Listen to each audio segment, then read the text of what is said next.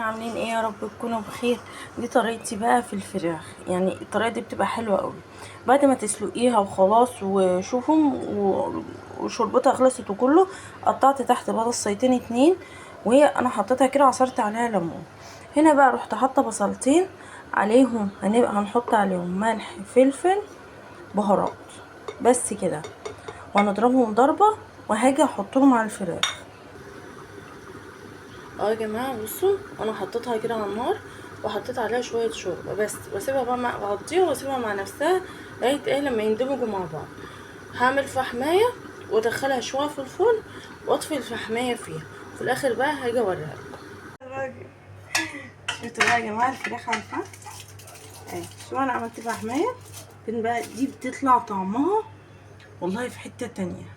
شوفوا فين الجمال، مستويه والله، ريحتها قلب البيت.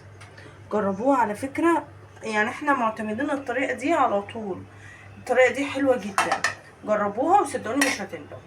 يلا بألف هنا عليكم واشوفكم على خير. باي باي.